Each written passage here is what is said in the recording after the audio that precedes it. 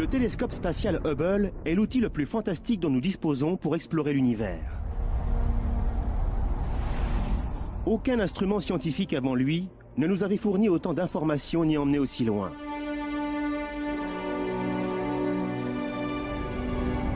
Positionné au-delà du voile déformant de l'atmosphère terrestre, Hubble voit ce que nous ne pouvons voir. Puis, à l'aide d'une large palette de couleurs, il nous restitue des images d'une précision inégalée. Grâce à ces images qui jettent un pont entre l'art et la science, l'esprit humain a enfin la possibilité d'accéder directement aux plus puissantes forces de la nature.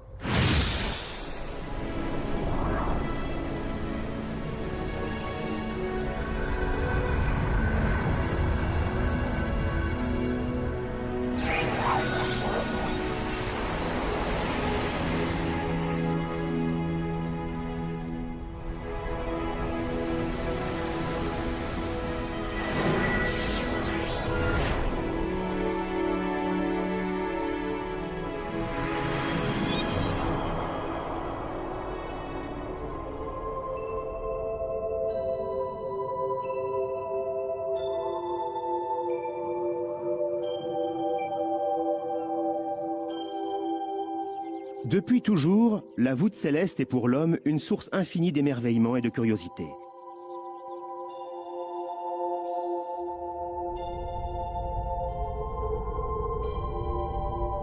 Il n'y a rien d'étonnant à cela. Les étoiles, les planètes et autres objets de l'univers ne demandent qu'à être observés.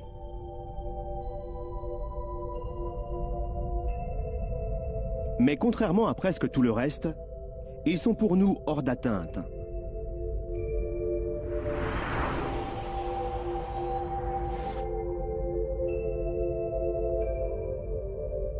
Pour nos ancêtres, la voûte céleste était un lieu surnaturel, un lieu qu'ils ont fini par peupler d'animaux mythiques et de divinités.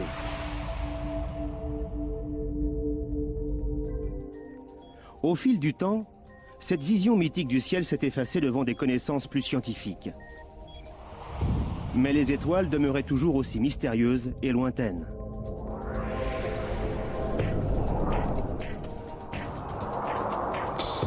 Incapable d'atteindre le ciel, l'homme a alors inventé un ingénieux instrument qui lui donnait la possibilité de s'en approcher.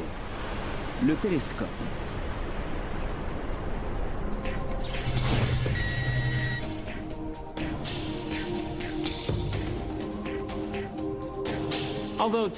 Même si la taille et la complexité des télescopes actuels varient, le principe sous-jacent est toujours le même. Un télescope est avant tout un instrument qui grossit les objets. Grâce à des miroirs ou à des lentilles, souvent les deux, les objets éloignés paraissent plus proches. Le télescope peut ainsi révéler des détails de notre univers qui restent invisibles à l'œil nu. Chose tout aussi importante, cet instrument agit comme un entonnoir avec la lumière. Il est plus large à une extrémité et son diamètre va progressivement en rétrécissant afin de concentrer une quantité de lumière bien supérieure à celle que notre minuscule pupille peut percevoir. Voilà la raison pour laquelle les objets sombres paraissent plus lumineux et ceux trop petits pour être aperçus émergent du néant.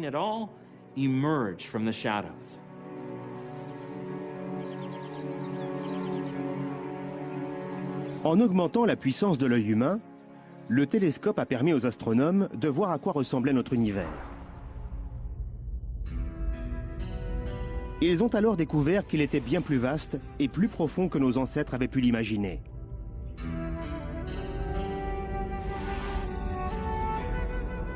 Ce n'est qu'après l'invention du télescope que l'homme a pu se rendre compte que la Terre n'était qu'une planète parmi beaucoup d'autres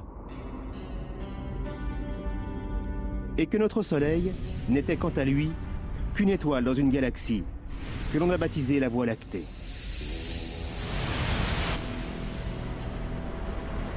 Une galaxie qui contient 100 millions de fois plus d'étoiles que ce que l'on peut voir à l'œil nu.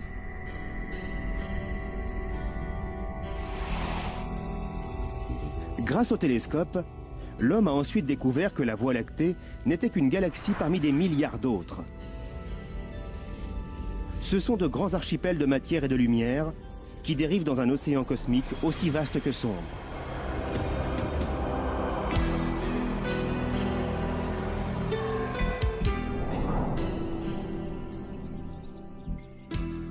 Pourtant, malgré l'atout considérable que le télescope a représenté durant près de 400 ans pour les astronomes, ses capacités étaient limitées par un obstacle apparemment insurmontable.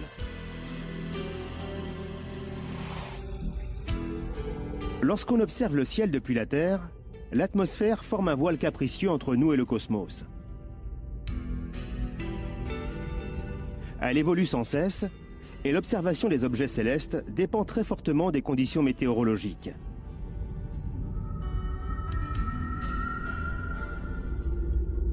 Même pendant la nuit la plus claire, cette couche gazeuse qui enveloppe notre planète est en perpétuel mouvement.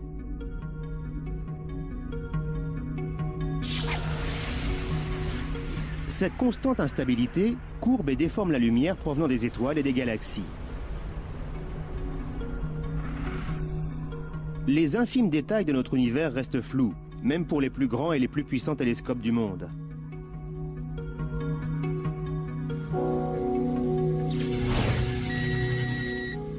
Si on pouvait d'une quelconque façon échapper aux effets pervers de l'atmosphère, l'observation de l'univers s'en trouverait facilitée. Ce serait le plus grand bond en avant réalisé depuis l'invention du télescope.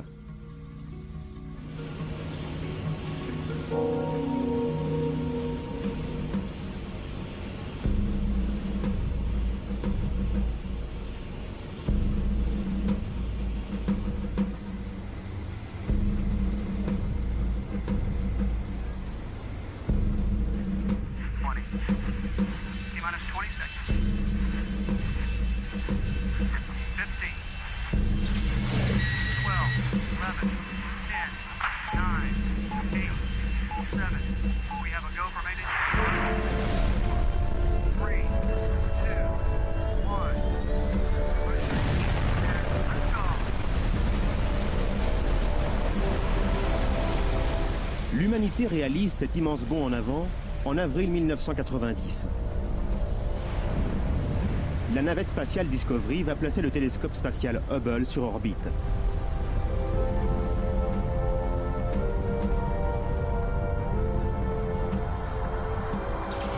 Lights appearance. Coming starboard nicely. A little bit more.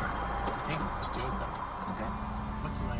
Après des années de construction, ce télescope a été baptisé en l'honneur d'Edwin Hubble, le célèbre astronome américain qui a démontré le premier l'existence des galaxies et l'expansion de l'univers.